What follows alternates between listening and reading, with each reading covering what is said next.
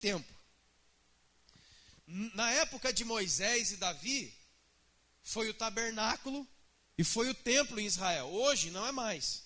Não existe mais o tabernáculo, nem tampouco o templo em Israel. Existe nós. O Espírito Santo habita em nós. O apóstolo Paulo fala em 1 Coríntios capítulo 3, 16, que nós somos o templo do Espírito Santo. Nós somos o templo de Deus. E dentro do templo tem um altar, é lógico que tem. Então onde é que fica o altar? Então, da maneira que ele escreveu aos levitas naquela época, no Espírito também é hoje. Só que não é lá em Israel, não é em Samaria, não é em nenhum lugar desse. É aqui, ó. Se você não é templo do Espírito Santo, se você não tem o Espírito Santo dentro de você, não existe, ou melhor, existe um altar, sempre existirá, mas ele é dedicado a outros deuses. Talvez um Deus mais perigoso que existe, chamado eu. E ele fala que o fogo arderia, o fogo queimaria sobre o altar e nunca se apagaria.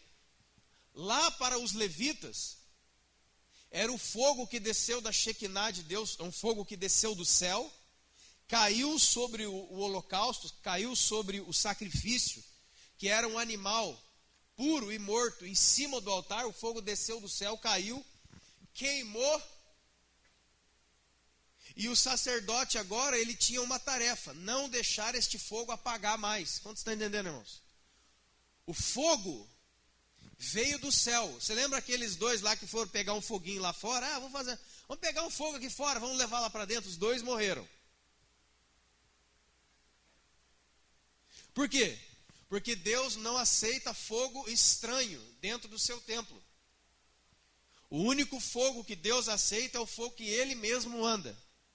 Então o fogo caiu sobre aquele altar, o altar pegou fogo, e a partir daquele dia então, os sacerdotes levitas tinham uma tarefa: manter aquilo ali aceso. Então o que eles faziam? Você leu? Ele tinha a troca das roupas, né? A troca das vestes, presta atenção. E eles tinham que limpar o altar da cinza. Você sabe, você faz uma fogueira, você faz um churrasco, alguma coisa assim, vai juntando aquela cinza. E quanto mais cinza vai juntando, atrapalha o fogo de ficar vivo. Você sabe disso. Então o sacerdote tinha que limpar aquela cinza toda, arrancar tudo aquilo lá e colocar uma lenha nova. Amém, irmão? Você leu aqui. Para que aquele fogo que veio do céu se mantivesse vivo ali. Amém? Mas agora, eu acabei de dizer o que? Agora Jesus veio, não veio? Nós não estamos nessa época. Mas isso era uma linguagem profética de algo que aconteceria. Porque há 2000 anos atrás, num domingo, 9 horas da manhã, depois de 10 dias orando e jejuando, num cenáculo, num quarto separado, 120 homens e mulheres, desceu de novo, desceu outra vez uma Shekinah do céu, lembra? Atos capítulo 2. O fogo de Deus desce naquele lugar, porque eles eram o sacrifício em cima do altar, amém? Isso é Romanos capítulo 12, versículo 1. Que nós devemos apresentar as nossas vidas como um sacrifício santo, vivo e agradável a Deus. Agora não é mais bicho. Aquilo era um ensinamento. Jesus já veio. O Espírito Santo já desceu. Então, da mesma maneira que Deus disse a Moisés ensinar Arão os seus filhos, os levitas, é o mesmo ensinamento hoje. Porque há 2000 anos atrás o fogo desceu na terra, amém? Está entendendo, irmão? O Espírito Santo desceu. Um dia, o Espírito Santo desceu sobre você, entrou em você, amém? Um dia, não sei que dia que foi, da sua conversão, do seu encontro com Deus. Eu sei que um dia o Espírito Santo veio sobre você. Aleluia, glória a Deus. Mas qual é a recomendação? Agora que ele veio, você cuida do fogo. É você que cuida, preste atenção nessa palavra, de manter o que Deus derramou. O que Deus derramou somos nós que mantemos. E como? A troca das vestes. Entre tantas coisas, trocar de veste na palavra de Deus é um símbolo de uma coisa: arrependimento. Vestes velhas de um sacrifício velho sendo trocadas por roupas novas. Tirar as cinzas. Irmãos queridos, quais têm sido as cinzas da sua vida? Pense. Cinza, o que é? Um restolho do fogo. É o produto do fogo que fica ali. O que é que tem sido um montão de cinza na sua vida? Pense. É sua inteira responsabilidade. Veja na palavra, de todos os dias, retirar as cinzas, colocar uma lenha nova, para que o fogo se mantenha. Veja, irmão, que a palavra não diz, vai lá e coloca a lenha nova porque o povo é terrível. Não, não fala isso. Vai lá, coloca a lenha nova porque vem chuva grossa por aí. Não, não fala isso. Vai lá porque, sabe, o universo se movimentou, Júpiter entrou com Saturno alinhado. Não tem nada a ver.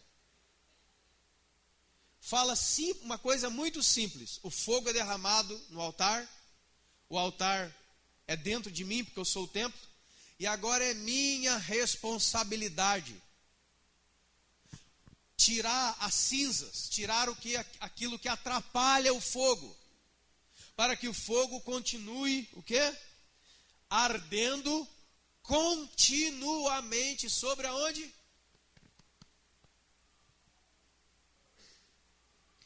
Então, para começar, não existe nenhum problema, na verdade, com o universo, pessoas, o governo do Brasil, o mundo como está. Só existe uma questão: você. Você é totalmente, 100%, inteiramente responsável diante de Deus de manter esse fogo aceso em você. Nós poderíamos varar a noite aqui falando de como manter esse fogo aceso, etc e tal. Mas eu vou voltar nisso daqui no final. Eu vou falar algumas coisas para você que com certeza tem enchido a sua vida de cinza. E aí haja fogo, irmãos. Quem já faz churrasco aqui sabe o que eu estou falando. Lá na minha casa tem uma churrasqueira lá. E muitas vezes a gente faz alguns churrascos lá, e aí você não limpa a churrasqueira. Quando você chega lotado para fazer outro churrasco, você vai na churrasqueira, duas coisas acontecem. A grelha muitas vezes está suja. Quanto se identifica com isso aí? E está cheio de cinza lá. Está cheio de cinza. Então tem que ir lá limpar, colocar um carvão novinho, fazer aquele foguinho, pá. E aí a gente vai ter uma coisa boa. Amém, irmãos? Então não é que você não recebeu a Deus. Não, todos aqui, eu acredito no meu coração, já receberam o Espírito Santo de Deus. Se você não recebeu, hoje pode ser o seu dia, se você quiser. Mas manter ele em você, manter um fogo aceso, essa palavra é muito importante, irmão. O fogo arderá. Uma das figuras bíblicas do Espírito Santo é o fogo. É um fogo que arde dentro de nós, que somos o seu templo. Agora, irmão, como é que vai descer esse fogo? Como é que Deus vai mandar o fogo, falando da vida do Espírito Santo dentro de nós, se não existe nada sobre o altar? Você não colocou nada ali. Porque a Bíblia diz claramente que o fogo só descia quando Deus olhava para o altar e tinha um sacrifício em cima do altar. Tinha uma coisa ali. Tinha um animal que foi, no caso, tinha um animal que foi separado, que foi consagrado, que foi da melhor maneira cuidado, para ser um dia sacrificado e ser posto sobre o altar. E aí o fogo consumia. O que é que nós temos colocado? O que você tem colocado para queimar aí? Porque a Bíblia diz, nós acabamos de ler Romanos 12, que agora não adianta mais trazer bicho. Ah, que eu tenho um garrote lá, vou trazer aqui então. Não. Agora, ou você traz o que tem mais valor, ou você não traz nada. O que é que tem mais valor? É você. Ou você deita no altar, ou não vai haver fogo. E depois que houver fogo, não acaba por aí. Todos os dias da sua vida, você vai ter que cuidar, você vai ter que fazer a manutenção desse fogo. Por isso que os sacerdotes trabalhavam em turnos sacerdotais, para que o fogo nunca se apagasse. Se esse fogo aqui se apagasse, eles não podiam ir lá com isqueiro, com aquele acende churrasco, aquela bolinha, coisa. Aquele que a turma está usando hoje, como é que chama aquele negócio de cabelo? Secador, tampa de panela. Não, esse fogo não. O fogo da sua churrasqueira, sim. O fogo da sua fogueira, sim. Mas o fogo do Espírito Santo, não adianta pegar, irmã, eu estou fraco na fé, estou tão fraco na fé. Pega aí cadê aquele leque que você anda, ele não anda mais? Aí, tá vendo? Aí, tá errado. Pega lá um negócio, aí chega no irmão e fica assim, ó. É o culto do Abana. Já pensou o culto do Abana? Vem a fila dos irmãos que estão meio fraquinhos na fé, faz uma fila, aí pega uns 4 irmãos e fica assim, ó. Aí vem um cara que me joga uma baldada de água, de álcool. Aí o cara, aí ele se aviva no espírito novamente. Não vai rolar. Não nesse fogo. Esse fogo desce do céu. Esse fogo não é igual ao nosso fogo aqui. É um fogo do Espírito, é uma ardência no Espírito, não é um fogo que... Por isso, por exemplo, que lá no livro de Cantares de Salomão, o livro de amor, ele fala assim, ó, as muitas águas não podem apagar o nosso amor. Tem muita gente que coloca isso no convite, né? Ei, turma. Ei, turma. Mas vamos lá. Veja, a água não pode apagar este fogo. O que é que apaga esse fogo, irmãos? O descuido. Só o descuido pode apagar esse fogo. Um balde de água não pode. Se você é uma pessoa cheia do Espírito Santo, um cara vem e dá um banho, você pula numa piscina, o que acontece com o Espírito Santo? Ele fica lá fora assim, isso é nadar não. Não, ele entra junto. Só que quando você sai do outro lado do mergulho, você continua cheio do Espírito. Amém? A água não o apaga. O que o apaga é o descuido, que nós conhecemos como pecado. Deixar o fogo apagar é isso aí. Então agora, com essa questão, eu quero falar com você aqui sobre 2 ou 3 coisas em cima disso aqui. O que tem havido, irmãos? O que tem acontecido com esta geração? O que tem acontecido nesses dias, nesses tempos? Tem acontecido isso daqui, ó. A nossa mente, o nosso intelecto, o nosso entendimento se enche de informação. Preste atenção. Informação sobre quê? Sobre tudo. As informações que estão na sua mente, elas se misturam. Todas elas. Para formar uma consciência humana. Agora, as coisas de Deus, elas não se processam em primeiro lugar na sua mente. Elas se processam em primeiro lugar no seu espírito. E depois que elas são gravadas e firmadas no seu espírito, elas passam para a sua intelectualidade, para o seu entendimento. E é tão verdade isso que eu estou dizendo. Você quer ver um exemplo que é muito legal. Esse aqui é o trocadilho de Deus, é o pega do Senhor, vamos dizer assim. Por exemplo, você já leu 1 Coríntios 12, 1 Coríntios 14, quando fala, por exemplo, dos dons espirituais, não leu? Lá tem um dos dons que fala de orar em línguas, né? Línguas estranhas, variedade de línguas, não tem? E a Bíblia diz claramente que aquele que ora em línguas, ora de fato. Ele ora de fato. O seu espírito ora de fato, presta atenção. Mas a sua mente fica infrutífera, veja. É o seu espírito falando com Deus. Depois eu não vou entrar profundamente, mas é 1 Coríntios 12, 14. é o teu espírito se comunicando com o Espírito Santo de Deus. E a sua mente, neste momento, ela fica infrutífera. Por quê? Porque é uma comunicação que não passa pelo intelecto. Não passa. Então, o seu espírito está orando a Deus de fato, ele está sendo edificado, mas a sua mente não sabe o que está acontecendo. Isso aqui é tremendo. Isso aqui é a chamada pegadinha de Deus. Ele põe de propósito para te dizer uma coisa, irmão.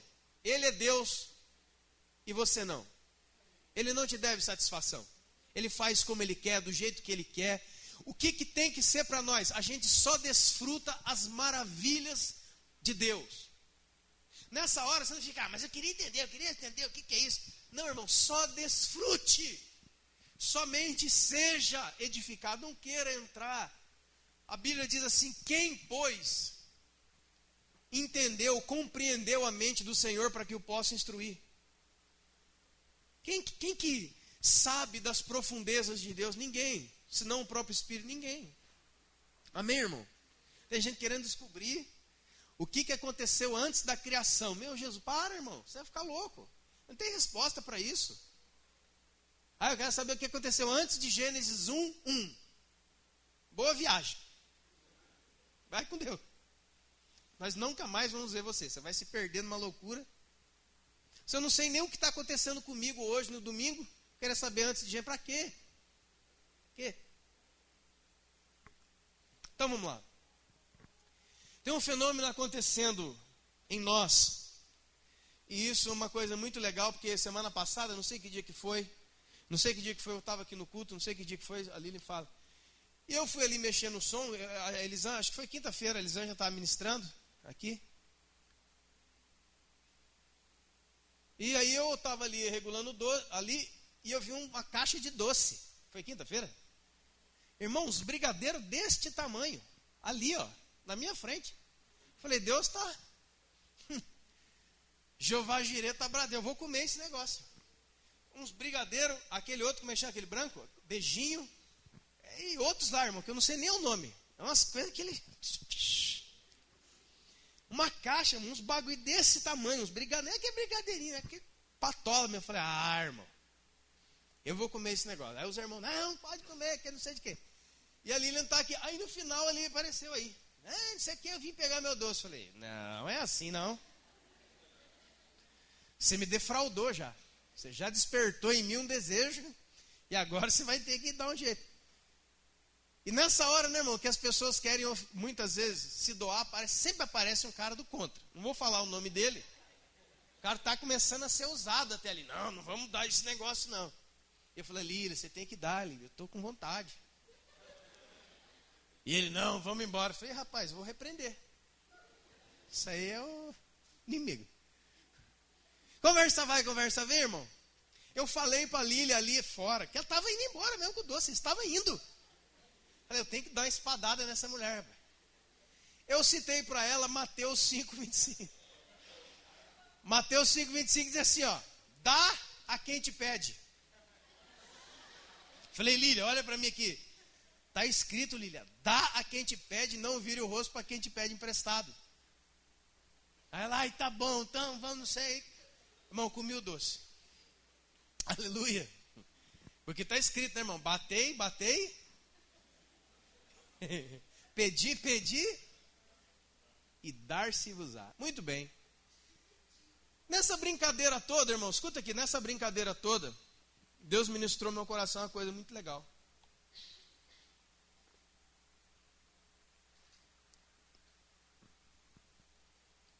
Dá a quem te pede.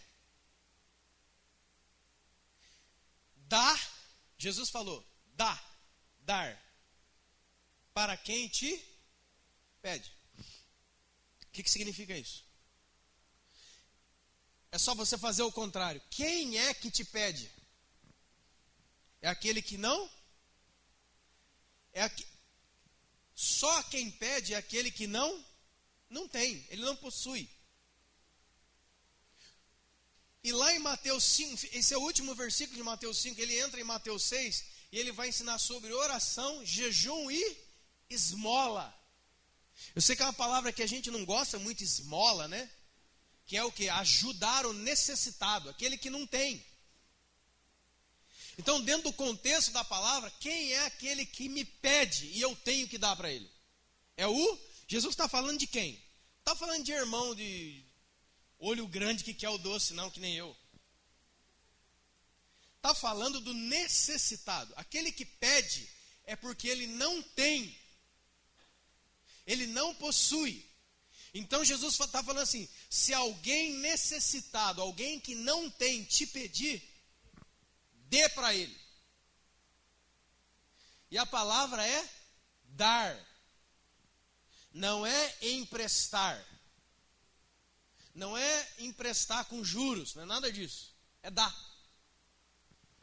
Porque você e eu só podemos dar alguma coisa para alguém que não nos pode pagar de volta. Porque se o irmão, a pessoa, quem quer que seja, vai te dar de volta, isso se chama emprestar. Amém? Por isso Jesus falou em outra parte assim, ó, quando você fizer um banquete, convida aqueles que não têm condição de fazer o mesmo convite para você. O mesmo convite para você. Quanto você está entendendo? Convida para comer, para receber algo de você, aquele que não tem como te pagar de volta. Ele não tem como voltar aquilo que você fez para ele. Quando você e eu fazemos isso, nós verdadeiramente demos algo. Ele não vai voltar mais. Não vai. Ele foi dado. Eu só posso dar para quem não pode me dar de volta. Ou seja, duas referências diretas ao quê? Alguém que está necessitado. Você entra imediatamente em Mateus 6, ele vai falar sobre como se deve dar esmola. Que a mão direita não veja que a mão esquerda fez, lembra? Não toca a trombeta diante de você mesmo. Dá a quem te pede. O cara pediu, dê. Porque se ele pediu, é porque ele está necessitado. Olha o que a gente transformou, irmão. A gente transformou em olho gordo. Estou falando de mim, cara. A gente transformou em desejo, porque agora eu quero aquele doce. E a gente chega num apavoro total de cometer a insanidade que eu fiz de dizer um versículo bíblico para fechar ela. Irmão, depois Deus, eu estou brincando, mas depois eu tomei uma surra de Deus que eu não tenho ideia. Deus falou assim, nunca mais faça isso. Aí você fala, a gente tenta falar para Deus o que você fala. Senhor, é brincadeira, o Senhor sabe o meu coração. Eu sei o seu coração. Esse é o pior. Porque foi dito em algum lugar, não use o nome de Deus em vão. Não foi? Você acha que isso aí não vale mais? Tem gente que usa o nome de Deus para acender fogo, para ligar carro.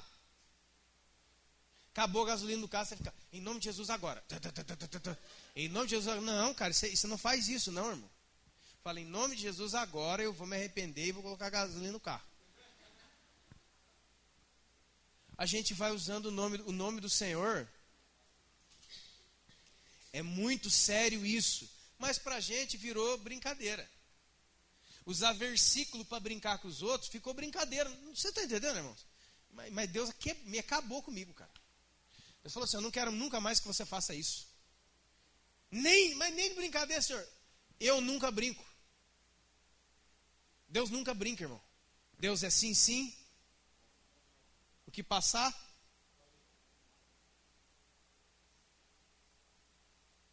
porque eu usei um versículo na brincadeira que me colocou diante dela numa situação que eu não posso e que eu não sou. A situação de necessitado, a situação de alguém que não tem e porque não tem, pede. Está entendendo? A gente brinca, mas a palavra de Deus não brinca. A palavra de Deus é um fundamento espiritual estabelecido na eternidade. Se eu estou brincando, o problema e a conta é minha. Mas Deus é muito sério. Qual você está entendendo? Eu aprendi com um homem de Deus a seguinte coisa: tudo aquilo que eu dou a quem me pede tem um nome na Bíblia: esmola. Então naquele dia eu estava lá na porta do carro da Lília, todos nós brincando. Eu estava fazendo o quê? Eu estava...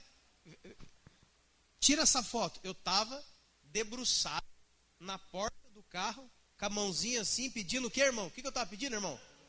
Esmola. Não tem nada a ver. Esse é o problema. Irmão, tira essas cinzas todas aí. Pra você ver o fogão. Está pedindo esmola. E ela, como uma boa cristã, deu uma esmola para o necessitado. Agora, o que está acontecendo com a gente aqui, ó? A gente confunde esmola com oferta. Enquanto a esmola é algo que eu dou para um necessitado, o que é uma oferta? É algo que eu faço para quem merece. Se você um dia quiser ofertar de verdade, você só pode ofertar para alguém que merece, porque a oferta tem dentro de si o merecimento. A esmola não. Porque a esmola eu dou para quem me pede, porque é uma necessidade, o cara não... É um ato de amor, generosidade e misericórdia da minha parte. Agora a oferta não. A oferta está ligada à dignidade, a oferta está ligada a merecimento e reconhecimento. Por exemplo, Gálatas 6, quer ver? Gálatas 6 diz assim, ó: torne participante de todas as coisas boas que você tem aquele que instrui você na palavra. Isso é Gálatas 6. Você vai ver, por exemplo, a viúva pobre. Você lembra essa história mais famosa de todas? Eu já falei aqui que a viúva pobre, ela estava debaixo de uma lei de Deuteronômio 24. Leis que estavam em Israel, leis dadas pelo próprio Deus, que isentava a viúva de ofertar qualquer coisa. Por quê, irmão? Porque dentro da nação de Israel, dentro da lei de Deus, as viúvas precisavam ser o quê? Cuidadas. E se você prestar bem atenção, tem uma outra coisa aqui que coloca um pouco mais de luz na vida daquela viúva pobre. Ela era uma viúva, a Bíblia diz que era uma viúva pobre. O que significa isso? Não, meu marido morreu, o meu sustentador, o meu mantenedor morreu, e com certeza eu não tenho filhos ou ele me abandonou. Por quê? Na lei de Israel, quando o marido morresse, o filho tinha que assumir o cuidado da mãe. Entre parênteses agora aqui, ó. Por isso que você escuta Jesus na cruz falando para João: mulher, este é teu filho. Filho, essa aí é a sua mãe. Que muitas pessoas pegam e fazem outra coisa. Você está entendendo o que eu estou falando, né, irmão? Tem religiões aí, como o catolicismo romano, que pega isso e fala que aquilo, está vendo a Maria, nossa mãe. Não tem nada a ver. O nome da minha mãe é Vera.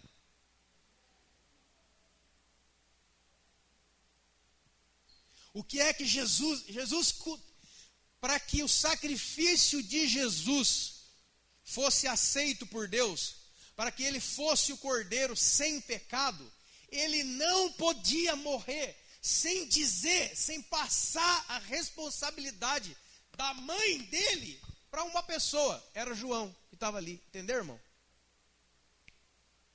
Ele podia, eu vou morrer, Deus, agora eu vou vencer o diabo. E não ia vencer, não ia dar certo. Porque ele precisava chegar à morte como o cordeiro perfeito, puro. Então ele vê que a hora está chegando, está se aproximando de ele entregar a sua vida, e ele olha para baixo e, epa, peraí, tem a minha mãe. José, com certeza, que já era homem muito mais velho, já tinha morrido. E embora Jesus tivesse irmãos, eles não estavam ali. Então quem é que estava? O discípulo amado, João. Falou, João, em outras palavras, João, antes de eu ir, tem que dizer uma coisa para cumprir toda a escritura. O que que é? Cuida dessa mulher. Essa mulher agora, você cuida dela porque ela é sua mãe. E tanto é verdade isso, que depois que aquilo ali tudo acontece, os apóstolos são enviados para vários lugares da terra. João fica com Maria. João se torna o primeiro pastor de Éfeso. E ele leva junto com ele, sabe quem? Maria. Se você for à Turquia um dia, se você for à Turquia e visitar o lugar onde antigamente era Éfeso, você vai ver lá um dos maiores centros de peregrinação mariana do mundo. Sabe que lugar é esse? A casa de Maria. Está lá até hoje, em Éfeso. Não está em Jerusalém, não está em Israel, está lá em Éfeso, está embaixo lá. Por quê? Porque João foi para lá e construiu lá uma casa para Maria. João cuidou de Maria até ela morrer. Está entendendo, irmãos? Essa viúva era pobre, ela não tinha ninguém por ela. E a lei diz assim, ó, você está isenta. Deus tira você, não, você não precisa. É a mesma coisa Deus chamar toda a igreja e falar, eu quero que todo homem diante de mim não apareça mais de mãos vazias. Todo mundo vai me trazer uma oferta, mas você não, você pode ficar de lado. Tem gente que quer dar pulo dessa altura, glória a Deus, aleluia. A viúva não. E aí vem a pergunta, por que que uma mulher em extrema pobreza pega de tudo que tem e vai lá e oferta, sendo que o próprio Deus falou para ela, não precisa? Pensa. Porque ela estava ofertando. Porque a oferta não fala do que eu estou passando e nem do que eu estou vivendo. A oferta fala da dignidade, do merecimento a quem eu dirijo a oferta. A quem aquela mulher estava ofertando? A Deus. Então, a pobreza não a deteve. Nem a lei que a isentava não a deteve. Porque ela sabia diante de quem ela vivia. E ela precisava honrar este Deus. Então ela foi lá de tudo que tinha, 2 moedas e pum, ofertou. Nós só ofertamos por merecimento. Agora a esmola não, a esmola você dá para quem? Pede. Amém? Por isso, né, disse um homem de Deus, é muito complicado você trazer aqui na igreja gente que cobra para cantar e pregar. Aqui não vai vir. Ah, não vai, viu? Ô, irmãos, pode ministrar lá, 2.000. O quê? 2.000 que você vai trazer para nós? Não, 2.000 eu cobro. Porque se ele está vindo pregar aqui, pedindo um dinheiro, o que é que está vindo pregar aqui? É um mendigo. Agora é diferente de um homem, de uma mulher, de um grupo, de música, quem quer que seja, vem para servir a Deus. Eles são tão usados por Deus, Deus se manifesta tanto através deles, que é irresistível para os corações dos cristãos não ofertar para honrar a vida deles. Olha a diferença, irmão. É um cara que estão com um grupo aí, irmãos.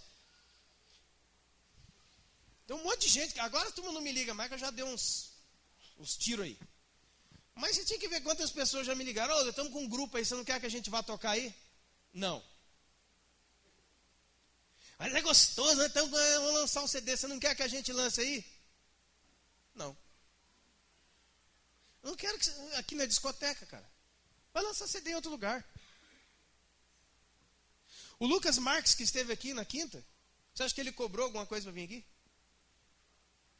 Você acha que ele veio e falou assim, eu vou aí, mas a igreja tem que ter tantos membros, tem que ter tantas pessoas, tem que ter a banca para me vender livro? Não, cara. Não teve nada disso. Demos uma oferta para ele de amor e merecimento. Porque todos nós que estivemos naquela quinta aqui bebemos do que Deus fez através da vida daquele homem. Mas se eu não tivesse dado nada para ele, ele sairia daqui e viria aqui 1000 vezes. A maioria, muitas vezes está fazendo isso. Ele quer vir aqui, mas já vem trazendo um espírito de quê? De miséria. Porque dá quem te... Cara, estou indo aí, me dá tanto que eu vou aí pregar. Deixa quieto. Precisa. Bota os irmãos aqui, vamos embora. Vocês estão entendendo, irmãos? Agora, você entendeu agora a diferença entre as duas coisas. Agora deixa eu perguntar uma coisa para você, cristão. Por que que na igreja a gente tem que ter palavra de oferta, então? Porque na verdade ela não é uma palavra de oferta. Ela é uma palavra do quê? Ela é uma palavra do quê? Ela é uma palavra de esmola.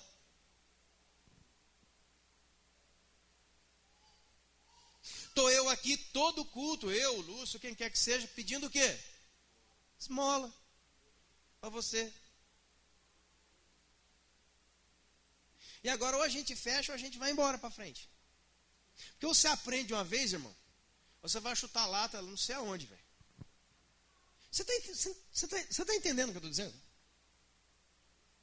Deveria haver dentro de você, porque tem um Deus que mora dentro de você ou não. O Espírito Santo é quem? O Espírito Santo não é um poder, irmão. O Espírito Santo é o poder, não. O Espírito Santo não é um poder. O Espírito Santo é uma pessoa poderosa. Nós não somos testemunho de Jeová. Eu falo que eu já fui. Testemunho de Jeová que crê que o poder de Deus é como uma energia elétrica. Você põe a mão, não. Energia elétrica não chora, não sente, não ensina. E o Espírito Santo não fala, não entristece. Só uma pessoa pode fazer isso. O Espírito Santo é Deus. O Espírito Santo é uma pessoa. E a Bíblia diz que na vida de todo verdadeiro cristão, o Espírito de Deus mora dentro de você. Amém? Você crê na Escritura? É isso que diz. Então, se tem um Deus dentro de você, o Espírito Santo mora dentro de você, por que é que você não encontra dignidade e merecimento nas coisas que Deus tem feito aqui, por exemplo? Por exemplo, eu sei que todos aqui já ouviram, os que não ouviram,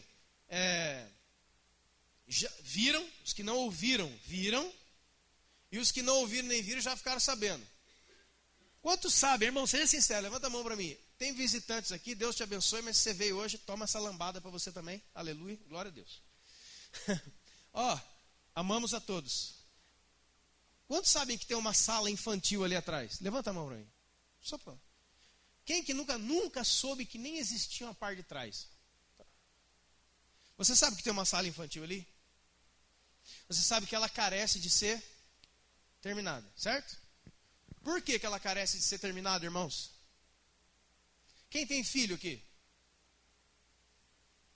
Deixa eu fazer uma pergunta. O que é que vale... Quantos são pai e mãe aqui? Levanta a mão. O que vale o seu filho para você? Hoje de manhã nós falamos sobre valor, né? E preço. Qual é o valor do seu filho? Pense. A gente pensa e fala, né? Para mim eu morreria por ele. Isso é mentiroso, não arruma nem a sala que ele estuda. Mentiroso. Ou não?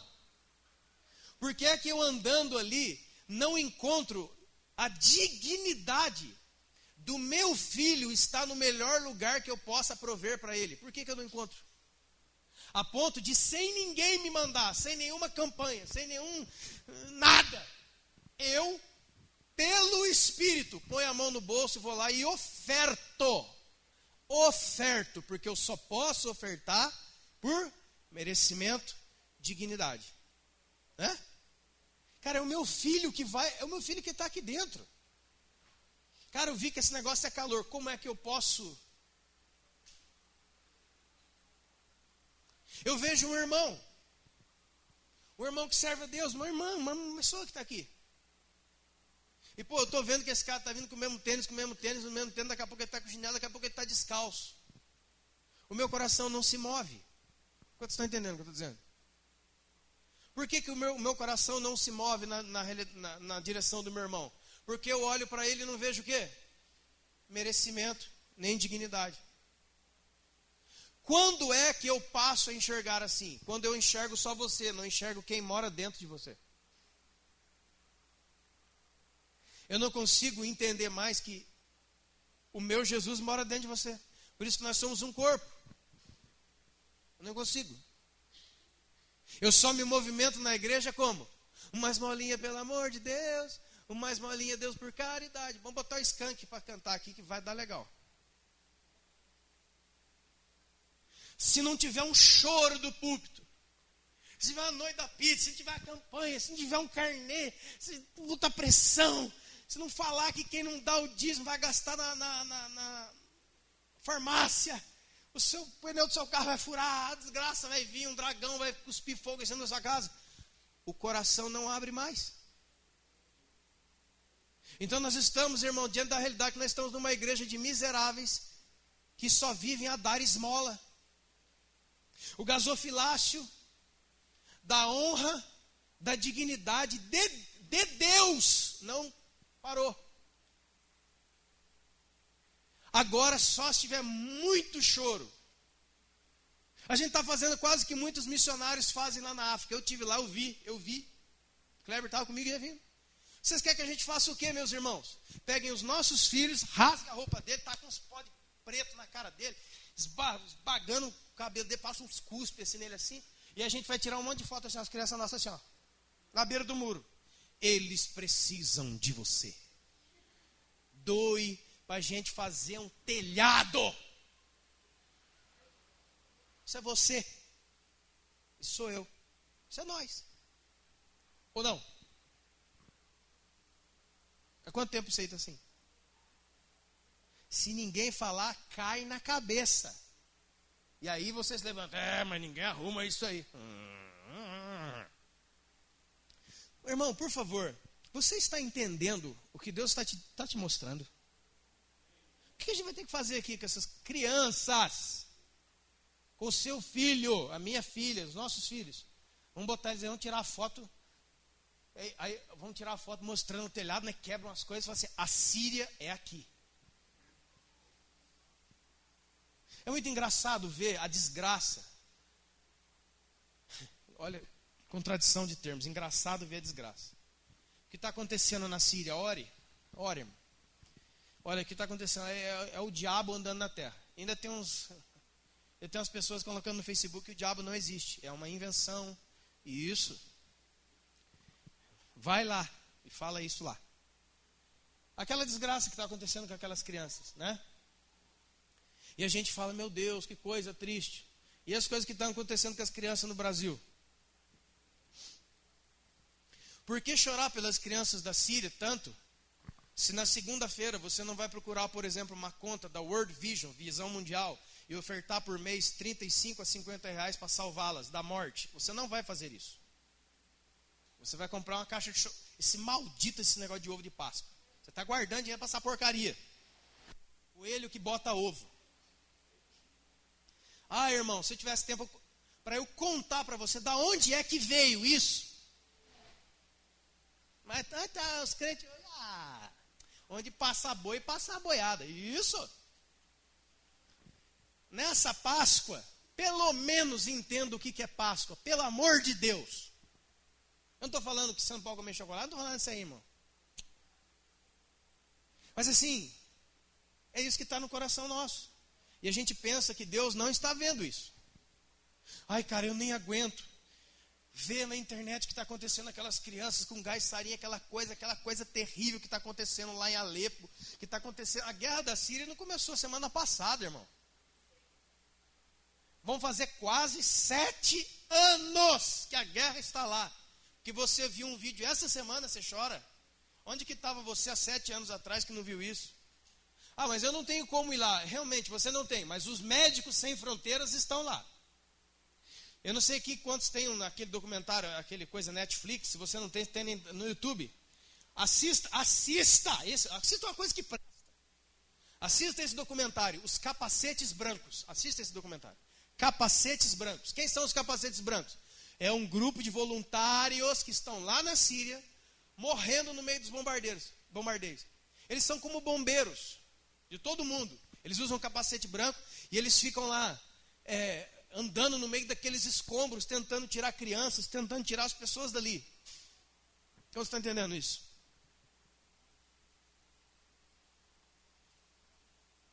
E nós não participamos disso. Por quê?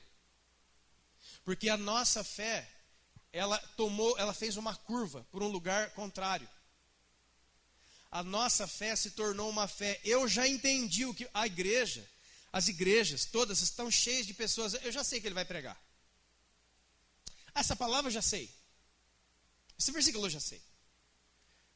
Lindo, não tem problema. Mas a fé não é isso. A fé é justamente o que começa depois disso. Você veio para esse culto? Você descobriu, quer ver uma coisa? Você descobriu, quantos aqui tem familiares que precisam de salvação? Eu tenho pai, eu tenho mãe, eu tenho irmãos, eu tenho um monte de gente. A grande maioria, a massiva maioria da minha família não aceitou a Cristo. Jesus Cristo é o caminho, a verdade, ninguém vem ao Pai a não ser por... Aonde é que eles vão? Sem Cristo. E por favor, irmão, não vem com aquela de 47 de segundo tempo, ele levantou o dedo lá no hospital em coma e aí está salvo. Olha, irmão, não vai por aí, cara. Não vai por aí, porque esse negócio aí, irmãos, não é assim que funciona, cara. Mas é uma outra conversa para um outro dia. Eu tenho familiares que precisam de Jesus. Eu venho num culto, como foi o da quinta-feira, a pastora Elisângela estava pregando aqui, falando sobre família, um culto impactante, assista essa mensagem. E eu entendi tudo que ela pregou. Eu acompanhei os versículos que ela deu da palavra de Deus, amém? Só que, se quando o culto acaba, eu não vou lá e não coloco um sacrifício pela minha família em cima do altar, sabe o que vai acontecer? Nada. Nada. Os seus familiares continuarão perdidos. Sei lá onde que eles estão perdidos, mas vão continuar. O que é isso, irmão? Aí eu venho aqui, prego, você também prega, e a gente senta numa roda para conversar sobre os erros dos outros, sobre a vida dos outros, o que aconteceu com os outros, o que aconteceu com aquela moça, você viu o que aconteceu com aquele rapaz, e a gente cita versículos bíblicos, e se levanta numa pseudo-santidade tola e boba. E a pergunta de Deus é a mesma coisa. Sabe que é a pergunta de Deus? Nossa, que bonito que vocês entendem tudo isso. Nossa, que legal que vocês têm discernimento disso. Nossa, que legal que o Espírito revelou para vocês que tem um demônio atuando na sua família. Fantástico. O que você vai fazer com esse demônio? Porque o demônio é o seguinte, irmão. Você está com um demônio na sua família, ou você levanta e expulsa ele, ele vai ficar lá. Certo? Eu tenho um irmão que tem um problema. Esse casal aqui tem um problema. Aquela irmã ali tem um problema. Esse cara aqui tem 3, 4, 5, 6 problemas. O que eu faço com os irmãos que têm problema? Eu falo que os irmãos têm problema. Eu discerno os problemas. Eu coloco versículo bíblico enquanto eu estou falando. Olha que coisa linda, irmão. Isso aí é o homem de Deus. Por quê? Porque ele fala um monte de versículos. Enquanto ele está falando, você tem que ver que bonito. Ele vai falando versículos. Olha. Eu venho para um culto de quinta, por exemplo. Deus fala diretamente comigo que eu preciso fazer algo sobre a minha família. E sabe o que eu faço quando acaba o culto? Aperto o botão, dou o delete, cumprimento alguns irmãos e vou embora. Deixa eu falar uma coisa para você que tem familiares longe de Deus. Se você não orar muito pelo seu pai e pela sua mãe, eles vão ser condenados, viu? Mas aí tem um outro problema. Os cristãos modernos também não acreditam em inferno mais. Os cristãos modernos estão colocando estudo bíblico de 10 páginas no Facebook e o diabo não existe. Então eu não sei quem que andei expulsando há 16 anos. Quem que é essa pessoa aí? Deve ser um conto de fada também, não sei. Uns caras... Estão entendendo, irmãos? Se após um culto, se após um estudo, se após a leitura de um livro, da Bíblia, de uma palavra, se após o entendimento, você não colocar algo de sacrifício sobre o altar, se você não colocar a sua parte, a sua dedicação, nada vai acontecer. Sábado passado, lá no Ministério Sonho de Deus, estava ouvindo a pregação do apóstolo Lucas Marques sobre oração. Estava até comentando com o Décio, cara, uma pregação assim, cara, daquela que você tem que ouvir 20, 50 vezes para você se alimentar. Mas não se engane. A pregação da palavra de Deus não é para alimentar, aumentar o seu conteúdo intelectual sobre a Bíblia. É para você executar. É para você praticar. É para você fazer, irmão. Senão você cai lá em Tiago. Como uma pessoa que se engana. Que engana a si mesmo. Aí você fala, eu não gosto de pessoas falsas. Põe no Facebook, odeio falsos. Aí um monte de...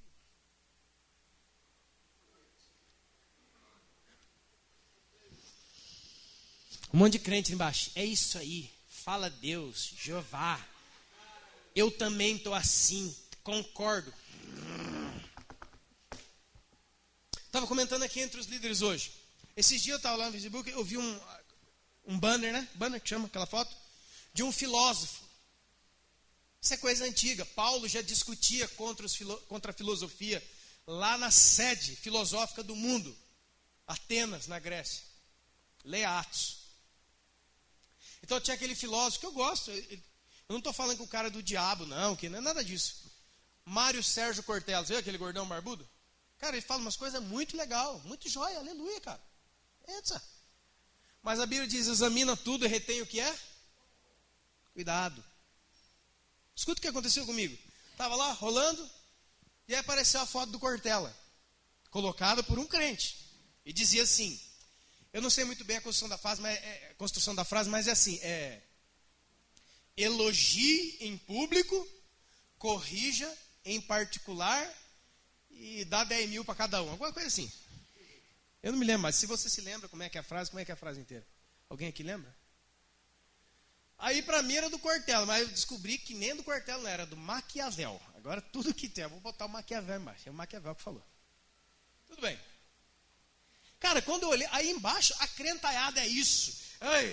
É o que está faltando nas igrejas, um monte de coisa. E eu passei, irmão.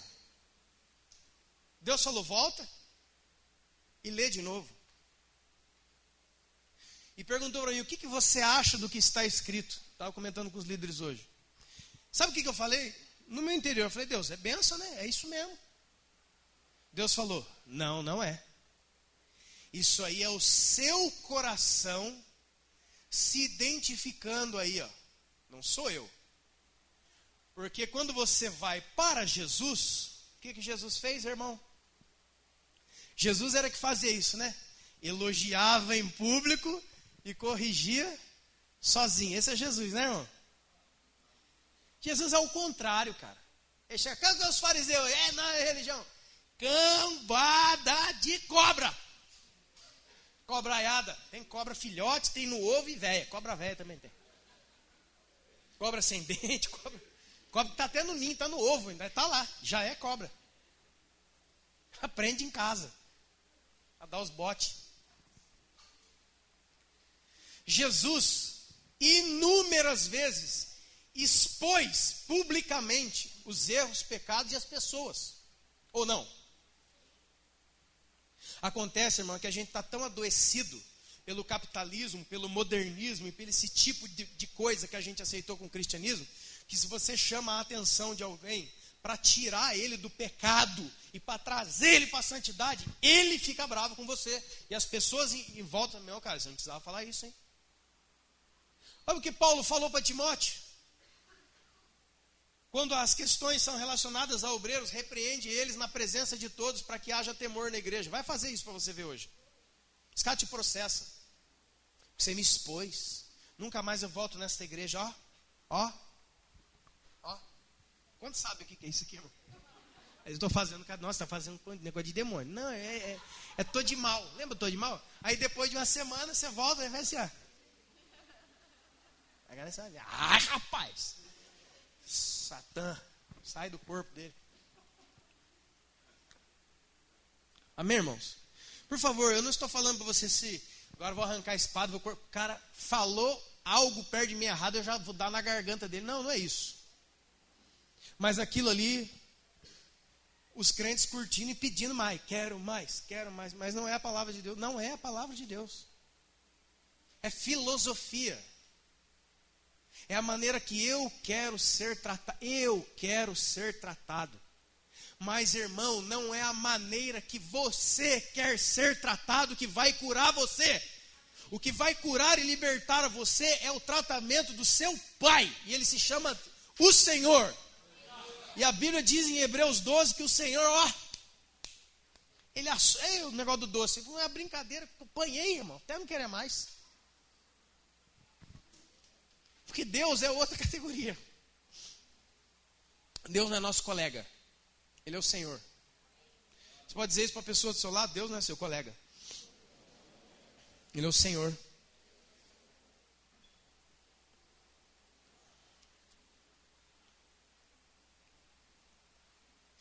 Amém?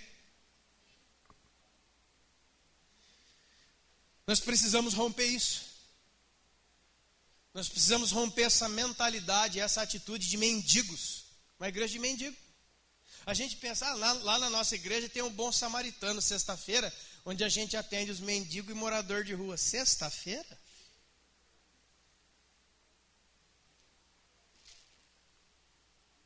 Sexta? Ou será que é terça, quinta e domingo? Talvez esse negócio não desça aqui, né? Mas consulta o Senhor para você ver se eu estou falando alguma coisa que não é. Consulta ao Senhor para você ver. Porque se nós nos comportamos assim, onde nós temos que ser praticamente coagido, sacudido, virar o caboclo de ponta cabeça para que alguma coisa saia ali, porque no voluntariado, na consciência, na honra, não funciona. O que é que nós somos? Dá a quem te pede. Então a gente vai se mover na onde? No choro, a gente vai se mover na chantagem emocional. Aí eu vou lá na África e vou tirar aquelas fotos mais tristes de todas. Porque daí eu volto para cá e consigo um dinheiro. Não é assim, irmão? É assim. No âmbito missionário, infelizmente, para você conseguir um dinheiro para viagem, você tem que chorar, tem que falar que você vai salvar todo mundo. Senão, a gente está ficando tão cego que a gente não vê mais honra no irmão, mérito. A igreja também não tem mais. Então a gente tem que se mover em campanhas de esmola. Porque ninguém consegue ser como a viúva, de estar num culto como esse, ou em qualquer lugar do mundo, em qualquer igreja local do mundo, e fechar os olhos e saber que eu estou diante do Senhor. Eu quero falar como Elias falou um dia. Assim diz o Senhor. Falou para Acabe, né? Assim diz o Senhor. Para você, Acabe. Quando ele fala da chuva, que não ia chover e ia chover. Assim diz o Senhor. O Senhor, na presença eu estou. A oferta, ela não precisa de um culto para acontecer. Você está andando na rua, você está em qualquer lugar. Você pode ofertar quando você vê o merecimento. Agora, quando a gente não vê, tem que bater no vidro e fazer assim, ó. Dá um docinho. Quanto você está entendendo, irmão? Uma outra coisa importante. É preciso mudar a nossa mentalidade. Porque antes, na antiga aliança, Deus tratava com as pessoas na nomenclatura, na tipologia das ovelhas. Pastores e ovelhas. Pastor e ovelhas. Inúmeras passagens bíblicas. Ah, mas Jesus também falou. Preste atenção. Se Jesus falou, se Jesus falou antes da cruz, ainda está debaixo da lei de Moisés. Você tem que prestar atenção nisso. Ele ainda está no caminho de cumprir a lei. Somente após a morte e a ressurreição começa a graça, a nova aliança, o novo pacto. Jesus ainda falou coisas profeticamente, coisas que seriam. Então, nós precisamos abandonar esse negócio de a gente é ovelha. Eu canso de encontrar com os irmãos. E aí, quantas ovelhas você tem lá? Eu falei, nem sei, viu? Porque na igreja, no Novo Testamento e no Novo Pacto, todo mundo é ministro. Todo mundo é pastor. Todo mundo, irmãos. Sabe por que muitas vezes a igreja não funciona na cidade? Porque nós somos uma igreja de ovelhas, não somos uma igreja de pastores. Nós não somos uma igreja de profetas, nós não somos uma igreja de mestres, nós não somos uma igreja de apóstolos, como aqueles que foram enviados. Nós somos uma igreja de ovelhas. O que a ovelha faz? Ela, primeiro, a ovelha precisa de o quê? Aprisco. O que é um aprisco? É um curral. É um curralzinho de ovelha. Então a mentalidade da ovelha é assim, onde tem um curralzinho eu vou. Gordinha, magrinha, com mais lã, mas eu vou, uma atrás da outra. A ovelha, ela tem um senso de rebanho. A ovelha tem senso de rebanho. Então o que acontece? Como dizia a musiquinha antiga da minha vovó, aonde a vaca vai, o boi vai atrás. Quando você cantar essa musiquinha aí? Amor, isso é coisa... Então a ovelha vive em rebanho. Mas como diz o homem de Deus, a ovelha vive junta, mas ela não tem noção do outro. Ela só vive junto. Sabe por que ela não tem noção do outro? Porque ela é um animal. A ovelha é um animal. Você não é animal. Amém, irmão? Amém. Glória a Deus. Às vezes eu assusto. Você não é animal. Você não é um animal. As ovelhas gostam de ficar juntas. As ovelhas, elas obedecem a apito. As ovelhas, você não obedece a apito. Você obedece a voz do Senhor. A ovelha quer pasto. Olha lá o Salmo 23. O Senhor é meu pastor, nada me faltará, né? Deitar-me faz em pastos. Como diz o homem de Deus, a ovelha é um bicho tão sem vergonha que é o único bicho que deita em cima da comida. Deitar-me faz em pasto. A ovelha deita em cima da comida. Ela deita no pasto. O pasto é comida. Salmo 23 é tão lindo, né, irmãos? Salmo de Davi, lindo, precioso, maravilhoso. Mas Jesus veio. Dá tchau pro Salmo 23, cara. Isso aqui é punk de ouvir, né? Como assim tchau? Eu não vou fazer isso não. Sim. Porque agora aquele Deus que ungiu Davi, que estava sobre um outro, foi derramado sobre toda a carne. O Salmo 23 é lindo, maravilhoso, tem revelações poderosas, a palavra de Deus tem. Mas ele foi escrito por Davi. Quando estava lá se sentindo no vale da sombra da morte por causa das perseguições de Saul. Mas agora, o espírito que se apoderava de Sansão, não se apodera de mim, ele vive dentro de mim. Ele mora dentro de mim. A ovelha, o que ela quer? A ovelha quer comidinha, quer aprisco, e ela quer viver junto com as outras, sem saber quem é o outro. Eu posso ser uma excelente ovelha a vida inteira, eu venho no culto, eu sempre fico aqui no culto, e a igreja vai enchendo de ovelha, mas as ovelhas não guerreiam. Ou guerreio? Pega um versículo da Bíblia que Deus mandou as ovelhas para enfrentar os filisteus. Tem isso aí, irmão? E Deus mandou as ovelhas enfrentar o Acabe. Não. Na nova aliança, no novo pacto, vigora aquilo que está escrito, por exemplo, em João 1,12. Que você e eu recebemos um poder de sermos feitos o que, irmão? Filhos de Deus. Filhos de Deus. O filho não é ovelha. O filho, ele não anda em rebanho, ele anda em família. O filho não está no meio dos outros sem saber quem o outro é. É tão verdade isso que você vai ver, por exemplo, em Lucas 15, na parábola da ovelha perdida. Eram 100 ovelhas, se perdeu uma. Quem foi que deu falta da ovelha? As outras ovelhas ou o pastor da ovelha?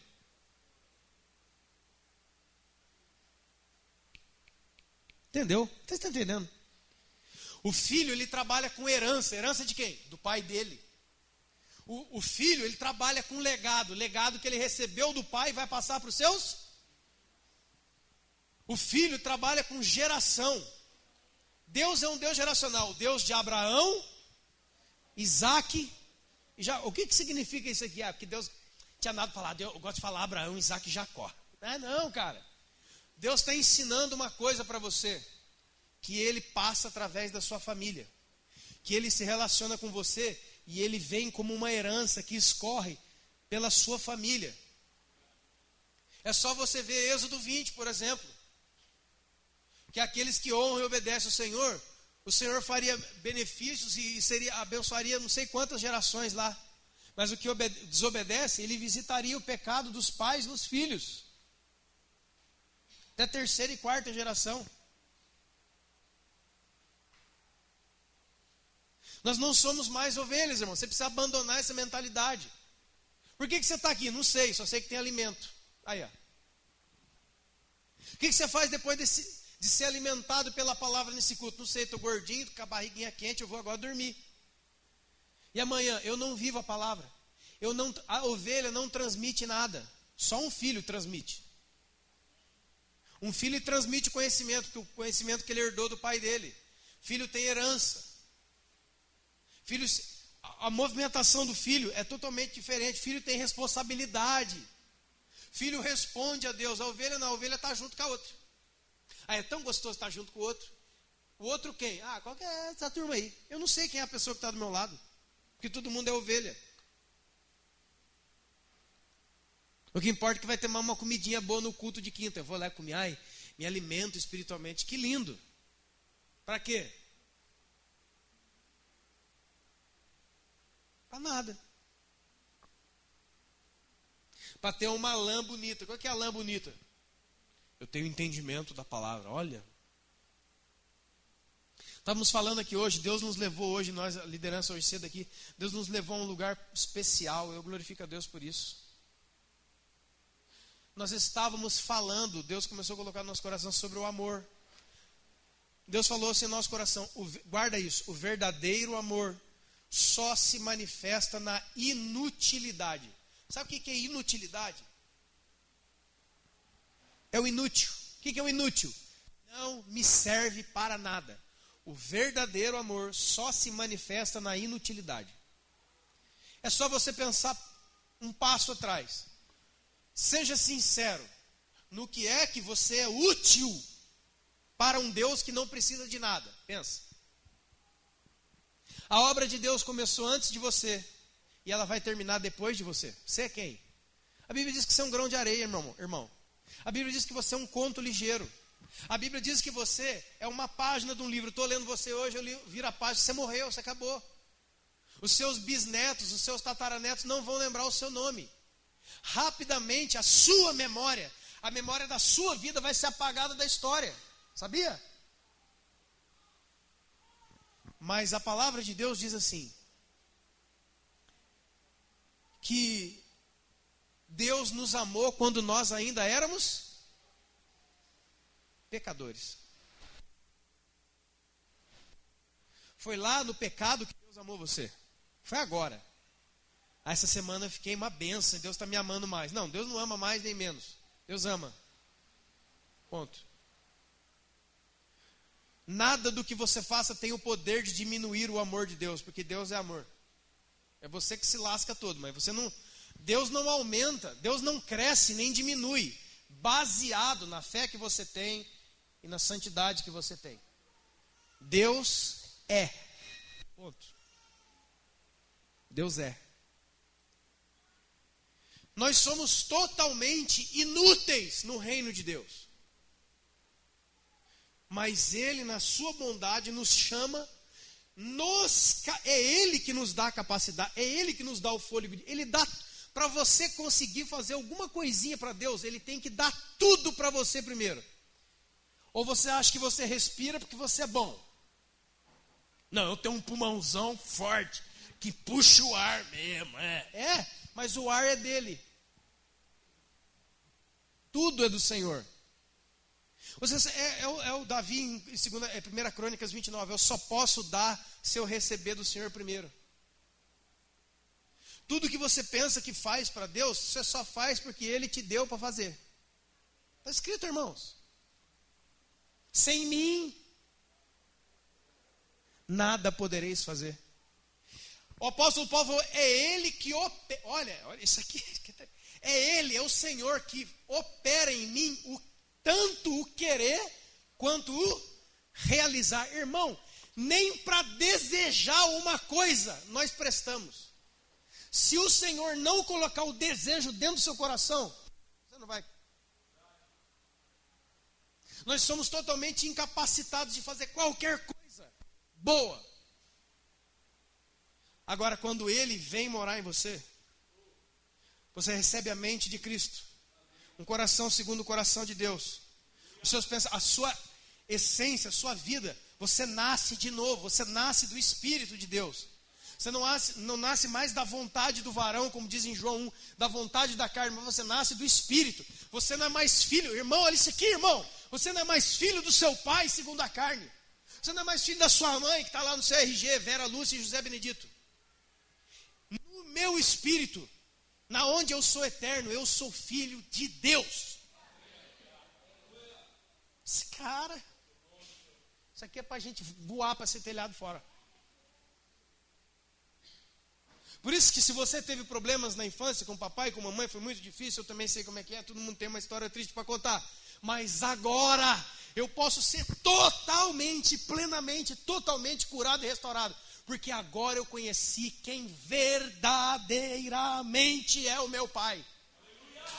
E Ele é o Senhor.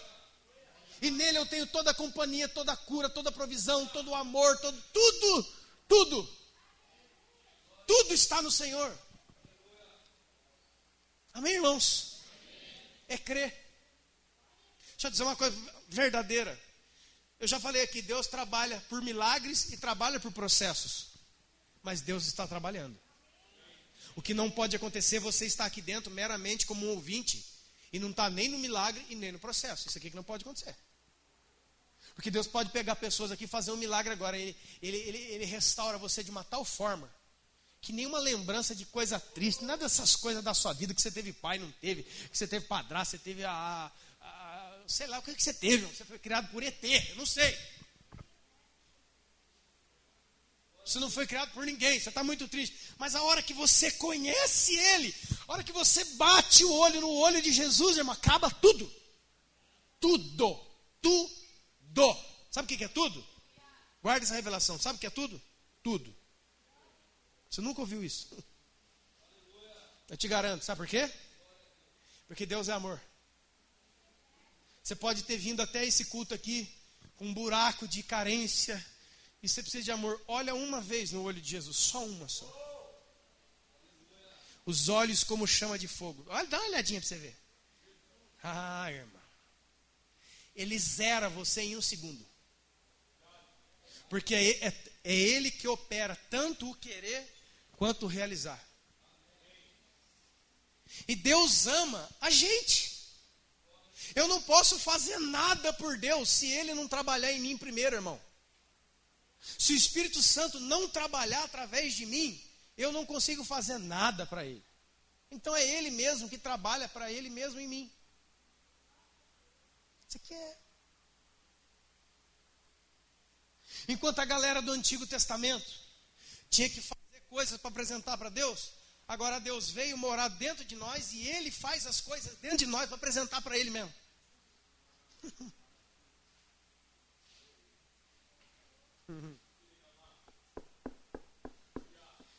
Por isso, como diz, né?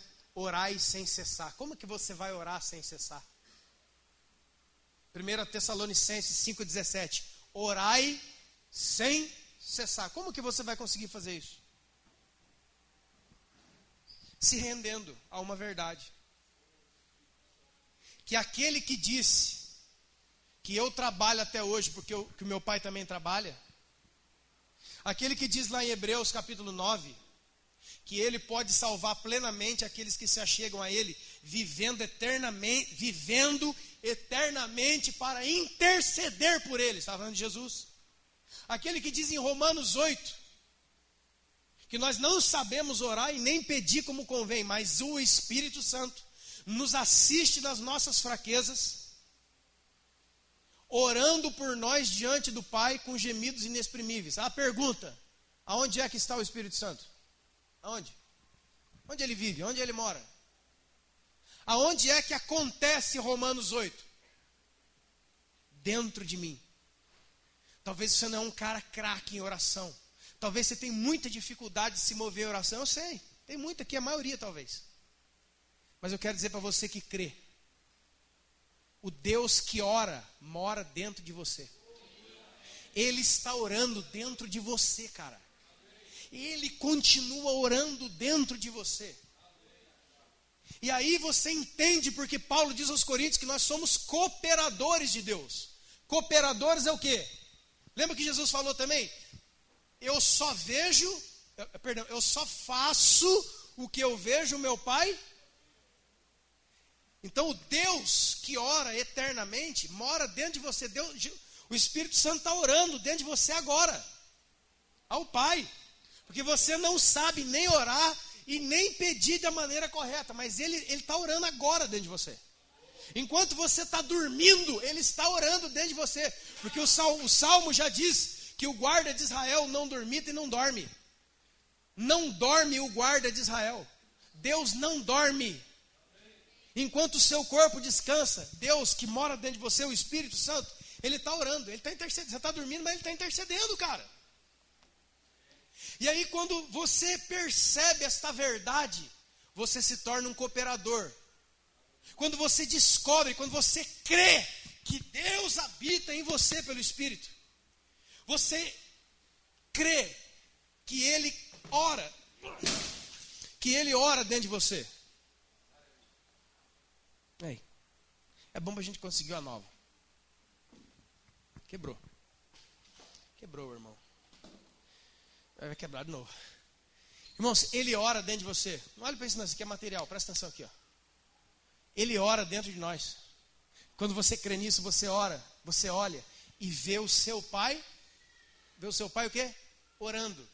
O Filho só faz o que vê o Pai. Você crê que o Espírito Santo está dentro de você? Então Ele ora dentro de você sem parar. E quando você crê nisso, você encontra a figura do seu Pai que mora dentro de você, sempre presente. E aí você vê, cara, como o meu Pai ora tremendamente, cara, como meu Pai ora lindo. Aí você começa a se movimentar em oração também. Porque você se torna um cooperador de Deus. Você vai junto com Ele. Cara, o meu Pai é um craque na adoração. Eu vou junto. Existe algum adorador maior que Jesus? Existe alguma pessoa que ore? Alguém que faça alguma coisa melhor que Jesus? Não, né? Ele está dentro de você. Como eu aprendi, um dos nomes de Jesus é Sol da Justiça. Um dos nomes proféticos de Jesus é Sol da Justiça. Pergunta, aonde é que está o sol? Onde que está o sol? Está no meu coração. Não está não. Matava todo mundo aqui. O sol está a milhões de quilômetros da Terra. Tanto é que o raio e o calor do sol levam 8 minutos para chegar na sua pele aqui em Pindamonhangaba. E hoje ele chegou bonito, né? O sol está lá, não está, irmãos? O sol está lá. A milhões e milhões de quilômetros da Terra. Mas você sente e prova o poder do sol aqui. O calor e a luz. Mas onde é que ele está? Ele está? Por isso que a Bíblia diz que o Senhor Jesus, em Atos capítulo 1, foi assunto ao céu, subiu ao céu e está. Aonde é que Jesus está? Ele está assentado à destra, à mão direita da majestade nas... Mas como é que eu sinto ele aqui? Agora. Por isso que ele é o sol da justiça. Ele está lá, mas ele me esquenta aqui. O raio dele, ele está lá e está aqui. Porque ele pode, porque ele é Deus. Eu não sei, querido irmão, escute. Vamos encerrar aqui para nós orarmos. Tem um monte de coisa aqui, mas não vai dar para falar. Eu quero dizer uma coisa para você. Em nenhum lugar da Escritura diz que Deus dá árvores para ninguém. Deus nunca dá uma árvore para você. Pode procurar, não tem. Deus nunca na Escritura diz que Ele deu árvores para as pessoas. Eu vou dar um monte de árvore para você. O que é que Deus dá para nós, irmãos? O que Jesus falou? Se você tiver fé como um grãozinho de mostarda, pretinho na palma da sua mão. O grão de mostarda é uma das sementes menores que existe. Jesus fala, mas quando ela cai na terra, ela se torna uma das maiores hortaliças, e até as aves vêm fazer ninhos nela e se abrigar na sua sombra. Não é? O que significa a árvore para nós? A árvore são os frutos também. Aquilo que você quer colher, aquilo que você espera de Deus. Amém, irmão? Quantos aqui esperam algo de Deus? Eu espero muita coisa. Eu quero receber muita coisa do Senhor. Eu quero provar muita coisa do Senhor. Eu quero viver muita coisa com o Senhor. Mas isso a Bíblia chama de fruto. Agora, Deus não dá árvore para ninguém, irmão. Deus ele dá semente. Sabe o que é isso? Você já tem tudo o que você quer e precisa na sua mão, mas ela ainda está em forma de semente. Sabe o que significa isso? Que você vai ter que plantar para poder colher. O que está acontecendo é que você olha para a semente e não consegue ver a árvore. Estamos falando aqui do amor, né? Sabe de onde que foi dessa conversa aí, irmão, do amor? Que um dia, por sorte ou não, não sei, eu vou ficar velho. Eu vou ficar muito velho. Você também. Vai chegar um dia, irmãos, olha aqui para mim. Vai chegar um dia que eu vou ficar muito velho, muito velho. Eu não vou conseguir mais vir para o culto se você não for me buscar. Talvez eu venha entrar aqui algum dia, querendo Deus, Deus sabe, de cadeira de roda. Eu vou sentar aqui um velhinho de fralda. Quantos sabem o que eu estou falando? Tem gente aqui que experimenta isso na pele, de fraldas. Eu vou ser um cara muito velho. Eu não vou conseguir pregar mais, irmão. Eu não vou conseguir fazer mais nada. Eu vou ser totalmente inútil para Petra. Nesse dia, eu vou conseguir, pela primeira vez talvez, provar o amor da igreja ou não. Porque eu não vou poder fazer nada por você. E é nesse dia que a gente não pode fazer nada, nem dar nada um para o outro, que o amor se manifesta. Eu estava falando com os irmãos, uma das experiências mais chocantes que eu tive na minha vida foi aqui no Lar São Vicente de Paulo, lar de idosos aqui, ó, aqui atrás. Um evangelismo há muito tempo atrás. Fomos lá evangelizar os idosos. Os idosos precisam de salvação. Sabe qual que é o outro engano do diabo? A igreja dos jovens. Onde está escrito isso aí na Bíblia, irmão? Nós somos uma igreja de jovens. Que negócio é esse? Não existe igreja de jovens. Vai ler a Bíblia. Existe a igreja. A igreja de criança, a igreja de jovem, a igreja de adolescente, a igreja de adulto e a igreja de idoso. Idosos precisam de salvação, gente. Eles são tão alma quanto uma criança ou um jovem. E Deus está falando aqui a toda a igreja. O que é que a Petra pode fazer pelos idosos? Deus está falando a igreja agora. Não é para eu sair daqui e juntar a liderança e fazer um projetinho para passar na sua garganta que você não está nem um pouco afim. Estou falando com gente de Deus. Quem tem o Espírito de Deus aqui ouve as palavras de Deus. É assim que é. Eu entrei ali e eu sentei com um homem chamado Seu José, coincidentemente o nome do meu pai. E eu comecei a falar para ele de Deus, era tudo lindo. E daqui a pouco, irmão, lá das Santas, eu caí na besteira de perguntar para ele. Falou, mas como é que o senhor veio parar aqui? Irmão, por que eu falei isso? Ele falou, sabe o que ele falou para mim? Ele falou, vou falar a verdade para você, eu não sei, porque o meu filho comprou escute, meu filho comprou uma roupa para mim. Meu filho colocou eu dentro do carro, falou que ia passear comigo. Ele me trouxe nesse lugar e nunca mais ele voltou. Cara, irmão, acendeu um fogo estranho dentro de mim. Eu fiquei com ódio daquele. Eu queria matar aquele cara. Se eu pegar o seu filho, eu mato ele. Eu fiquei com ódio. Quem já sentiu ódio aqui? Todo mundo. Pode levantar a mãozinha. Ódio de matar. Cara, eu falei, cara, não tá. Cara, se eu pego o seu filho, eu passo o carro em cima dele. Desgraçado, pilantra. Fiquei nervoso. Sai de lá com lágrima no olho, mas não era de misericórdia, não, era de ira. Aí, irmão, quem conhece o Espírito de Deus aqui sabe do que eu estou falando. Espírito de Deus. Aí eu caí, entre aspas, na bobeira de orar a Deus.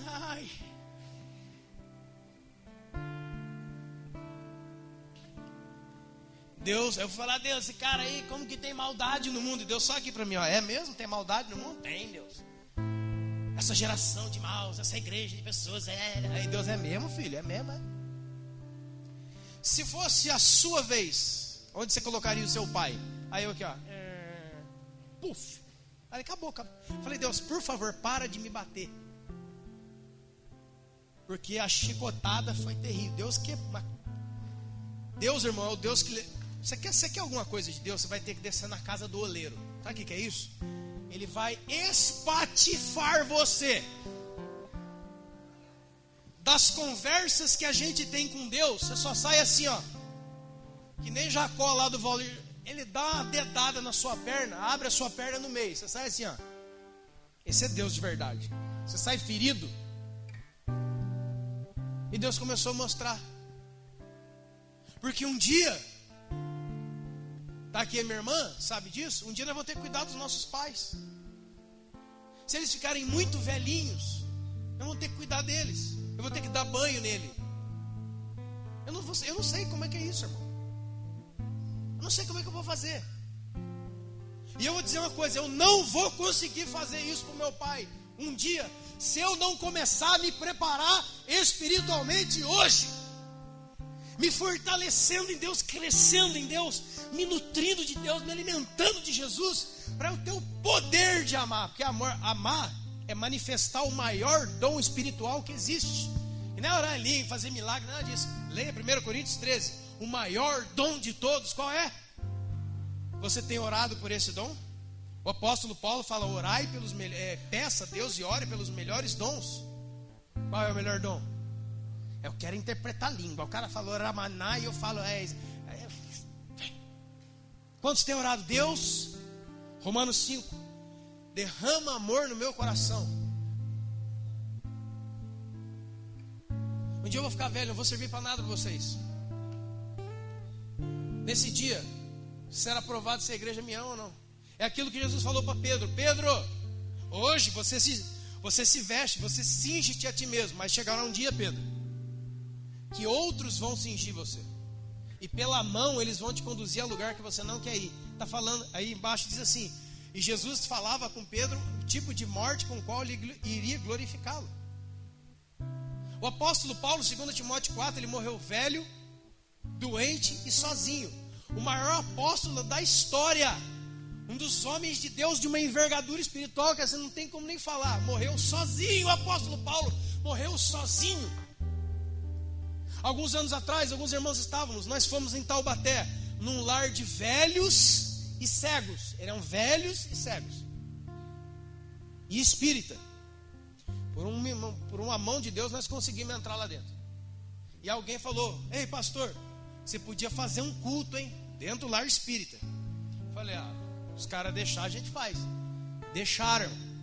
Fomos lá pro fundão. Quem estava nesse dia? Alguém aqui ainda estava nesse dia? Você estava? Você lembra? Lá no meio de tantos do culto, irmão, começamos a orar. Uma mulher muito idosa e cega foi renovada no espírito, começou a orar em língua. Cara, foi uma coisa linda, encheu aquele lugar. Eu falei, cara, o que essa mulher está fazendo aqui dentro? Irmãos, imagine aquela mulher. Depois ela contou, eu sou servo de Deus, eu sou da Assembleia de Deus, mas meus filhos deixaram aqui, porque eu sou cega, eu não consigo fazer mais nada. Eu sou totalmente dependente dos outros. E é nessa hora que eu estou em total dependência que eu vou encontrar o verdadeiro amor. Quem tem e quem não tem. Esse que a gente faz. Como é que Jesus escolheu os seus líderes? Pegou os melhores? Não, ele pegou os lixos. Até hoje ele faz assim. Para provar o quê? Que que Jesus não trabalha com desempenho, Jesus trabalha com amor. Ele escolhe você e pronto. Ele escolheu as coisas que não são para envergonhar as coisas que são. Por isso, irmão, todos aqui, qualquer um aqui pode ser escolhido de Deus. Deus não trabalha com desempenho, Deus trabalha com amor. Quem trabalha com desempenho somos nós. Deixa eu ver quem que eu vou escolher aqui para ser o corpo de liderança. Os melhores. Os melhores. Os melhores. Aquela mulher foi renovada no Espírito. Eu falei, irmã. E ela fez assim com a mão assim, ó, cara, paz do Senhor. Eu falei, eu sou da Assembleia de Deus há tantos anos, aí aconteceu isso comigo, e eu vim parar aqui, não sei, meus filhos nunca mais apareceram, eu estou aqui nesse lugar. Mano, isso aqui Deus me falou essa semana. Sabe o que Deus falou essa semana? Lembra daquela, você faz, não sei quantos anos faz isso aí, 8 anos, 7 anos, 9 anos, não sei quantos. Essa semana Deus me lembrou isso aí. Deus estava orando, Deus me trouxe. Eu falei, você lembra daquela mulher? Olha aqui, irmão. Olha aqui com o Espírito Santo. Você lembra daquela mulher há 10 anos, 8 anos, sei lá quantos anos atrás? Eu falei, Deus, lembro. Deus me trouxe. Sabe o que Deus falou? Pois a minha serva morreu sozinha entre demônios naquele lugar. Demônios. Porque a minha igreja não pode fazer um lar para receber eles. Está todo mundo querendo fazer seus sonhos. Essa maldição aí. E a gente não se movimenta para realizar as obras de Deus. Onde você já se viu, irmão? Uma igreja evangélica em Pindamonhangaba que não tem um centro para acolher idoso crente. Onde que a gente vai? Porque eu sei, irmão, eu não sou ignorante. Eu sei que tem alguns idosos que chegam num estágio tão complicado que não tem como cuidar deles em casa. Eu sei, eu tive um avô que morreu de 96 anos. Às vezes tem que contratar enfermeira. Eu não sou ignorante. Às vezes é melhor eu sei, irmão, é duro, eu sei, mas às vezes é melhor remover ele para um lugar onde ele tem cuidados adequados que ficar em casa que você não sabe cuidar, não sabe o que faz. Perigoso. Não estou falando disso. Mas a igreja não tem nada. Nada. A igreja não tem a creche. A igreja não tem nada. A igreja tem esse bate-palma, 3 músicas, um pregador, acabou o culto, eu desligo de Deus, vou viver minha semana como se Deus não existisse, mas domingão de volta eu estou aí. Você acredita que o reino de Deus é isso aí? Ser evangélico. É isso aí que a gente está fazendo. Eu nem sei porque que eu vim aqui, mas Deus sabe. Eu sei que um dia, o tempo que talvez o meu pai não passou cuidando de mim, eu vou ter que cuidar dele. E aí, cara? Nesse dia, Deus falou, nesse dia você vai fazer o quê? Vai mandar o seu pai para o asilo? É mais fácil. É mais fácil pagar do que se sacrificar. É mais fácil trazer uma oferta missionária do que ir ao campo missionário. É mais fácil dar um pacote de linguiça para o bom samaritano do que vir aqui sexta-feira e abraçar as pessoas. Não é, irmãos? E aí a gente vai. Você termina esse culto a Deus com entendimento. Eu creio que Deus falou algumas coisinhas com você, eu acredito. Mas agora, quando o entendimento acaba, Deus está perguntando, você vai colocar o que no altar agora? O altar não é aqui não. Você vai fazer o que agora? Que sacrifício que você vai pôr? Que sacrifício tem custo. Eu não estou falando de dinheiro, meu irmão. Eu estou falando disso aqui, ó. Ah, aquele irmão é um irmão complicado de se lidar. É? Você já discerniu? Já discerni, já percebi os problemas dele. Deus me revelou. Mesmo? E agora, quanto que você vai pôr na balança de oração pela vida dele? Ah, não, só quero entender os problemas dele. Vai embora, vai, irmão. Você é a cinza na fogueira, tem que soprar você fora. Você está entendendo o que eu estou falando? É muito fácil saber os problemas das pessoas. É muito fácil saber os problemas da igreja e entrar por um canto e ficar criticando com 2 ou 3 pessoas. A pergunta de Deus é: você tem alguma coisa para botar no altar? Você tem uma vida para sacrificar em amor dos outros? Você vai orar pelo seu familiar, pelo seu pai, pela sua mãe hoje? Você vai orar pelos seus irmãos? Você vai se movimentar? De que maneira que você vai se movimentar? Se coloque de pé.